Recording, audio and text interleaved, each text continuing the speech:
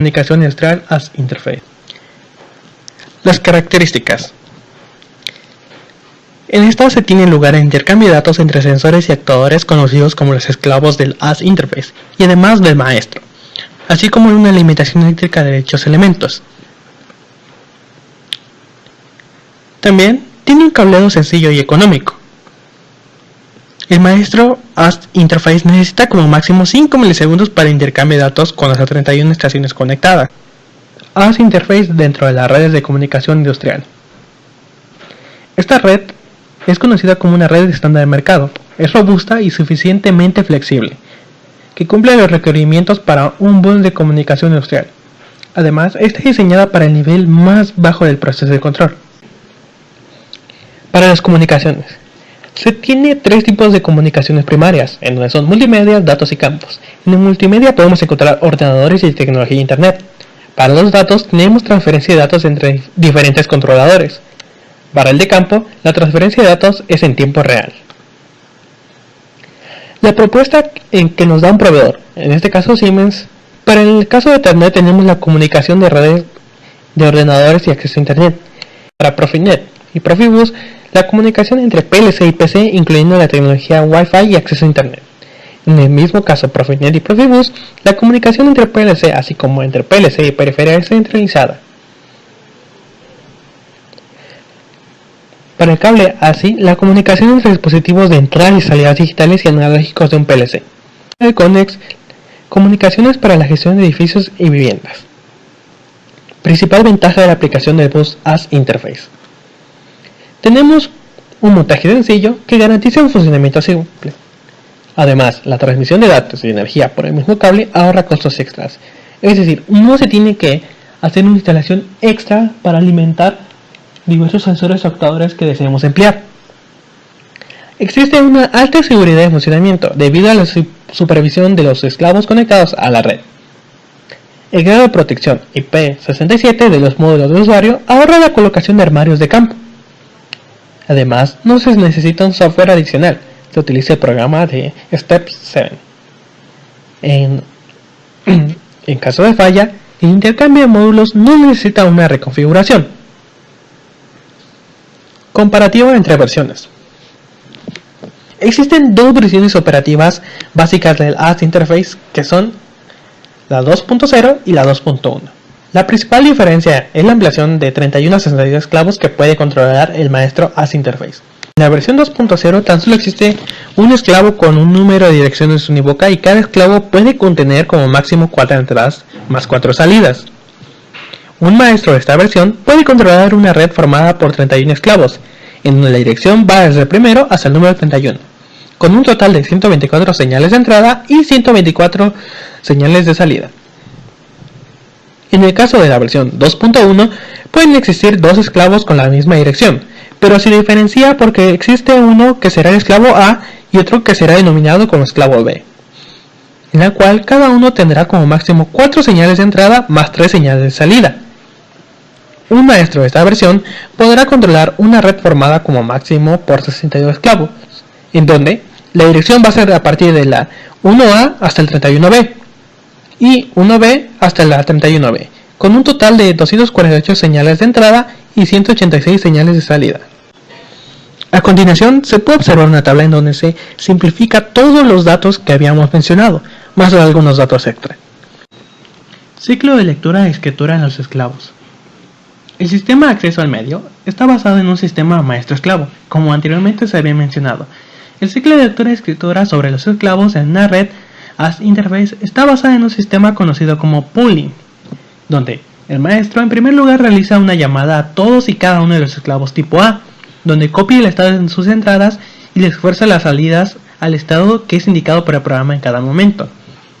Este ciclo se realiza desde el esclavo, desde el 1 hasta el 31A. Una vez finalizado, realiza el mismo proceso para los esclavos tipo B, desde el 1B hasta el 31B. La estructura del sistema está formada por un autómata programable que integra la CPU y el maestro as interface, conocida como CP. El maestro as interface dispone de su propio procesador. Realiza la función de actualizar los datos de los esclavos conectados en la red y guardarlos en su propia memoria no volátil. Además, asignará a cada salida de cada esclavo el estado que esté registrado en su memoria. La CPU deberá realizar el traslado de datos del estado actual de las entradas, así como el estado en que se deseen poner las salidas de cada uno de los esclavos. Como dato adicional, se debe asignar un espacio en la memoria de datos del PLC. Lo más común es reservar un área de bloques de datos conocidas como DB. Bueno, el programa del PLC, en primer lugar, copiará los datos registrados en la memoria no volátil del maestro AS Interface, que corresponden al estado de las entradas de cada uno de los esclavos. Después de esto, se realizará la directiva que se desee programar. Por último, enviará los datos que corresponden a los estados de cada salida. Mientras la CPU del PLC realiza su scan a lo que es el programa cargado, la CPU maestra del AS Interface realiza su propio scan sobre los esclavos. De esta forma, los datos del estado en el que se encuentran las señales de entradas y salidas siempre estarán actualizados. Equipos participantes del bus AS Interface. Tenemos la fuente de alimentación AS Interface, los maestros, esclavos, la fuente de alimentación estándar y cables y conectores. Enseguida hablaremos del funcionamiento de la consola de configuración y diagnóstico. El tema es la función de cada posición del selector.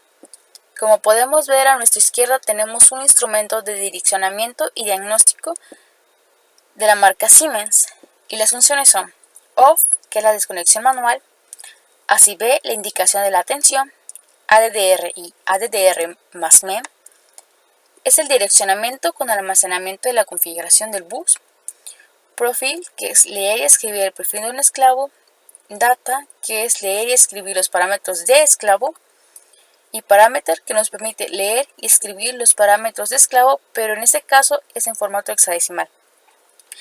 Memory nos permite cargar, almacenar, borrar y copiar juego de datos. Y por último, COM, que permite parametrizar, activar la interfaz por ordenador. Lo siguiente es la función de cada botón. Como podemos ver, la pantalla está indicado como Display.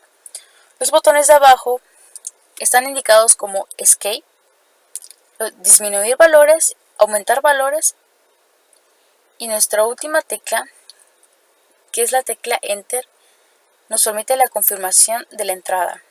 Asimismo, tenemos el selector giratorio para selección de función en color azul. Y por último, el conector hacia los módulos ASI o bus. Asimismo, se muestra una tabla donde están el significado de las posibles avisos del instrumento. Uno de ellos es Comer, que su función está dada por COM y nos indica el error de transmisión. El siguiente aviso está en la función ADDR y indica que se ha encontrado una dirección duplicada. El siguiente aviso es Echo, su función es Parameter y el significado es parámetro recibido XH. La siguiente función es Memory Copy y nos indica que la copia se ha realizado de la instalación. El siguiente aviso es Error y nos indica que la dirección 0, dato y parámetros son ilegibles. Si tenemos un aviso de Found, esta función es ADDR y nos indica que se han reconocido las direcciones de los esclavos. Entre otras, las más importantes, se puede mencionar que es NoOut y NoInf, que es de la función Data, y nos indica que no se ha encontrado ninguna dirección de esclavo. La diferencia es que una es de que no tiene salida y la siguiente es que no tiene ninguna entrada. Otro de los avisos es PRGERR, que está dentro de la función ADDRE, Profile, Data, Parameter y Memory, que nos indica que hay un error de programación. Asimismo, Prof, que su función es Data, Parameter y Memory Copy, nos está indicando que los datos se transmiten hacia el esclavo. Y la continuación de la tabla, como podemos ver, Search nos indica que está en la búsqueda de direcciones de esclavos y Read nos indica que está leyendo los datos.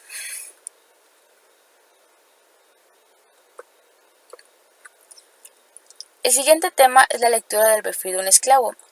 Este es un ejercicio resuelto del libro, pero nos indica que se deben utilizar el equipo de PLC Maestro ASI, pero por lo cual, como debe ser físico, aquí mencionaré los datos más importantes de este ejercicio. Bueno, para empezar, ¿qué es un esclavo? Ahí nos dice que el perfil de un esclavo sirve como identificador de los diferentes tipos de módulos. Ese identificador está formado por códigos de entrada y salida, EID, es decir, que si aparecen dos valores en hexadecimal, quiere decir que el módulo es de especificación no ampliada, y si aparecen 4 valores en hexadecimal, indica que el módulo es con especificación ampliada. Bueno, para realizar esto, el primer paso se debe conectar el instrumento que tenemos directamente en los cables de bus. Por lo consiguiente, se selecciona perfil y se acciona el pulsador. Se debe esperar un tiempo para que aparezcan en el display los códigos del primer esclavo encontrado. Como nota, tenemos que únicamente para los esclavos con especificación ampliada se puede modificar ID1. El cambio se puede cambiar utilizando los pulsadores y seleccionar Edit. Nuestro siguiente punto es la lectura y escritura de los datos. Como sabemos, al seleccionar Data nos va a permitir visualizar directamente el estado de las entradas de cada esclavo, y también permite forzar el estado de las salidas de cada esclavo. Esto se debe hacer conectando el instrumento directamente en los cables de bus y después seleccionar Data, y enseguida se va a visualizar la palabra Search en el display, ya que se encuentra en el estado de búsqueda, y después en cierto tiempo los esclavos se van a poder ver.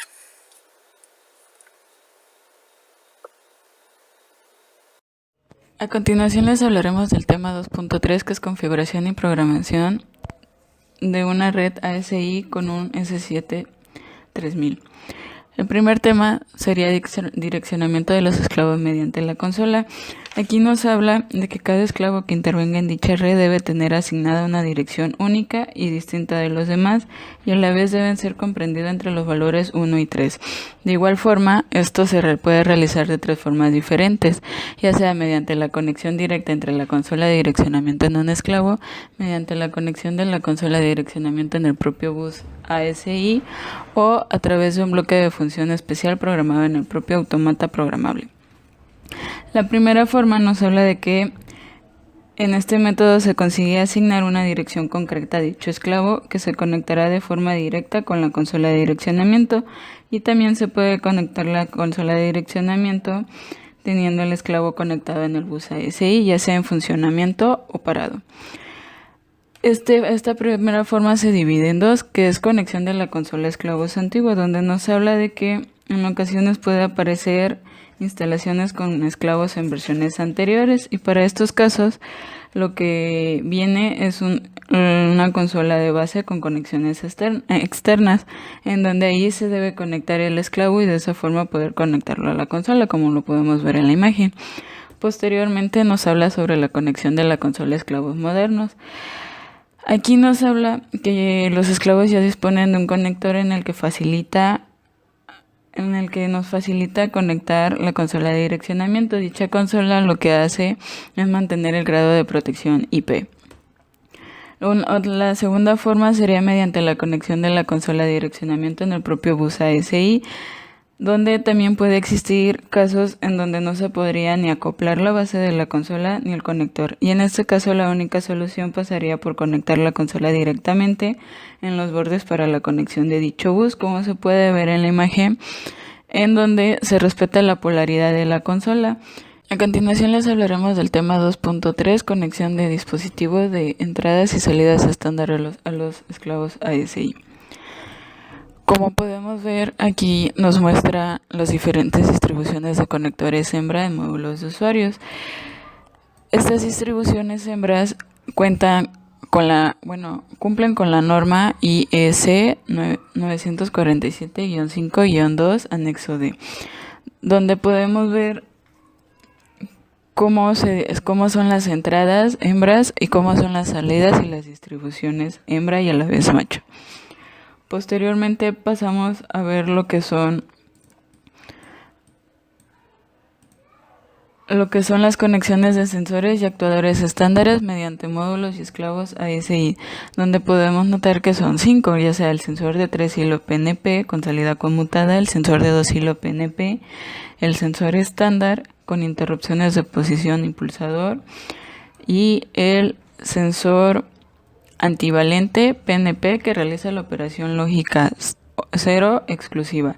Este sensor solo se puede conectar a los módulos de entrada 2x2. No es posible conectar al módulo de 4 entradas. Y por último, el actuador estándar. Este actuador estándar es un módulo EMS, que es interfaz electromecánica ampliada. Lo que hace es desaparecer el conector de 5 para la alimentación eléctrica externa y esta se alimenta a través del módulo de acoplamiento. Posteriormente podemos pasar a ver los módulos esclavos analógicos a las diferentes conexiones posibles que se pueden hacer. La primera figura, como podemos notar, es un módulo de entrada analógico de corriente para sensores de 4 hilos.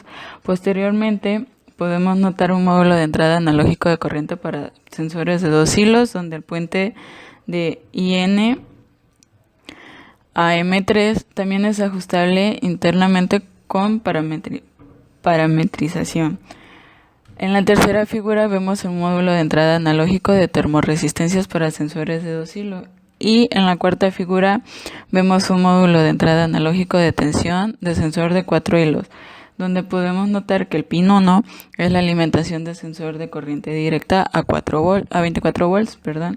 El sensor 3 es la conexión a masa de la alimentación, que es la masa de la parte analógica, en donde soporte máximo de 50 mA para ambos canales, y por último el canal 5, que es comúnmente para la pantalla. Posteriormente, en la quinta figura pasamos a ver los módulos de entradas analógicos de termoresistencias para sensores de 4 hilos, y a la vez podemos ver el módulo de entrada analógico por termoresistencia de sensor de 3 hilos, donde igual el pin 1 es positivo de la entrada MS, el pin 2 es la alimentación de los sensores, el pin 4 es la entrada negativa de IMES y el pin 4 es la conexión de la masa de la alimentación. La penúltima figura es un módulo de salida analógico de corriente y por último pasamos a ver el módulo de salida analógico a tensión, que de igual forma el pin 5 es para la pantalla. Montaje de la red ASI. Conexión del maestro ASI. El maestro ASI dispone de 4 bornes que son los únicos a utilizar y que son: conexión positivo bus ASI, cable marrón, 17. Conexión negativo bus ASI, cable azul, número 18. Conexión positivo bus ASI, cable marrón, 19. Conexión negativo bus ASI, cable azul, 17. Como se observa en la figura de la derecha, internamente en el CP se encuentran puenteados 2 a 2 los bornes. Esto permite poder conectar por un lado el bus ASI, al que conectaremos todos y cada uno de los esclavos, y por otro lado el bus ASI para la conexión de la fuente de alimentación ASI. La conexión de la fuente de alimentación ASI. La conexión de la fuente de alimentación ASI se compone de los bornes de entrada para la conexión 220 volts AC y unos bornes de salida con la tensión correspondiente a la del bus ASI, que es aproximadamente 31 volts, como se puede ver en la figura. Hilo marrón, borne positivo, hilo azul, borne negativo. Conexión de la fuente de alimentación estándar de 24 volts DC. En algunos casos, los esclavos necesitan ser alimentados independientemente al bus ASI de una alimentación auxiliar de 24 volts DC. Para alimentarlos se utiliza una fuente de alimentación estándar de 24 volts DC de tensión de salida. Puede que el esclavo que necesite de esta alimentación auxiliar tenga un tipo de conexión, por sistema vampiro o mediante bornes de conexión. En cualquiera de los casos se utiliza el cable perfilado de color negro, en donde se seguirá respetando la polaridad y que es idéntica a la polaridad del bus ASI, es decir, cable marrón, polaridad positiva, cable azul, polaridad negativa. Conexión de los esclavos. La conexión de los esclavos al bus ASCII puede ser diferente dependiendo de los esclavos con los que contemos para realizar el ejercicio. Nos podemos encontrar básicamente con dos tipos: directa por el sistema vampiro o mediante bornes de conexión. En cualquier caso, se debe respetar la polaridad desde la fuente de alimentación ASCII, es decir, marrón borne positivo, azul borne negativo. Instalación y configuración del maestro ASCII. Funcionamiento básico del CP343-2. Modos de funcionamiento. El CP343-2 dispone de dos modos de funcionamiento, como son: modo configuración. El modo configuración sirve para la puesta en servicios de una instalación ASCII. Puede intercambiar datos con cualquier esclavo ASCII conectado al cable ASCII. Nuevos esclavos agregados son identificados y activados inmediatamente por el maestro. Modo protegido. En el modo protegido, el CP343-2 solo intercambia datos con los esclavos ASCII configurados. Los esclavos identificados quedan representados por los indicadores luminosos. Señalización de esclavos. Una vez realizado todo el montaje del cableado de la red, haber configurado el maestro ASCII de forma que reconozca a todos y cada uno de los esclavos conectados y conocer si existe algún error en alguno de ellos o del bus o del cable de alimentación auxiliar, puede que aparezca algún error que puede ser reflejado tanto en el CP343-2 como en el propio esclavo. Si existiera algún error en alguno de los esclavos localizados, el indicador del número correspondiente a la dirección del esclavo erróneo se iluminará de forma intermitente. Esto puede suceder en casos como esclavos con dirección duplicada o esclavos defectuosos. Si apareciera algún error, la solución sería modificar las direcciones de los esclavos para que desaparezca la duplicidad de direcciones, o retirar o sustituir el esclavo defectuoso. En el caso de existir un error en el esclavo, este le indicará mediante sus propios indicadores luminosos que pueden ser diferentes en cada esclavo. En el LED izquierdo, como se puede observar en la imagen, el verde es comunicación OK, off, módulo sin tensión, rojo permanente, error de comunicación, rojo intermitente, tensión del tensor sobrecargado, rojo o amarillo intermitente, esclavo con dirección 0. Del lado derecho, verde, alimentación auxiliar presente, off, sin alimentar auxiliar. Diagnóstico de una red ASI con un S3700. ¿Qué puede pasar en caso de error? Para el caso de error, el bus debe estar en funcionamiento. Tanto la CP como la CPU del PLC se encontrarán en modo de ejecución. Si entonces se produce algún error, es posible que suceda dos cosas: que el LED de la CPU del PLC, o sea el LED que marca un error en el sistema, se encienda, y que la CPU pase del modo run al modo stop. Como nota, es importante recalcar que en el caso de producirse una avería en un sector, la avería no debería de generar una parada total del sistema, por lo que el CPU del PLC no debería dejar su estado de run, sino que debería de continuar con su ejecución y mandar avisos, que es lo que se va a ver a continuación. ¿Cómo evitar el modo stop? Hay que hacer que la CPU del PLC no vaya en ese modo al mandar alarmas y programar qué quieres que haga cuando un error ocurra. Se evita enviando a la memoria del CPU un módulo OV de alarma, en este caso OV82. Las alarmas pueden ser clasificadas en entrantes cuando las alarmas son internas al CP y salientes cuando son por defectos en esclavos o fuentes de alimentación. Ahora, para programar el OV82, si no está programado, la CPU pasará directamente al modo stop. En cuanto haya un suceso, la alarma va a mandar a paro el equipo. Si está programado un bloque en el cual establezca qué se va a hacer en caso de una alarma o en caso de algún percance, entonces cuando ocurra se generará toda esa instrucción para tomar en cuenta los errores, y en lugar de pasar a un modo stop, permanecerá en run habiendo ejecutado las instrucciones. puede ejemplificarse como una analogía más o menos con las interrupciones de los microcontroladores. En un microcontrolador, cuando una interrupción ocurre en un momento X, se detiene el proceso, se ejecuta la tarea de la interrupción y después se retorna al programa principal y se continúa con sus tareas. Es algo muy parecido en este caso. El OV82 lo que tiene que hacer es tener una serie de comandos que establezcan qué se va a hacer en caso de un problema. Ahora, el código debe establecerse en el programa y existe una tabla con muchos comandos. Tiene un funcionamiento muy parecido que en el lenguaje ensamblador, donde tenías que establecer cabeceras, el tipo de datos, la ubicación. Todo tiene que estar muy bien establecido para que cuando el programa tenga un error, guarde el registro y dicho registro dé la oportunidad al operador de ver qué errores, qué ubicación y todas las oportunidades sobre cómo resolverla gracias a la experiencia de quien lo vaya a leer. De manera que pues todo debe de llevar una bitácora de acontecimientos dentro del programa.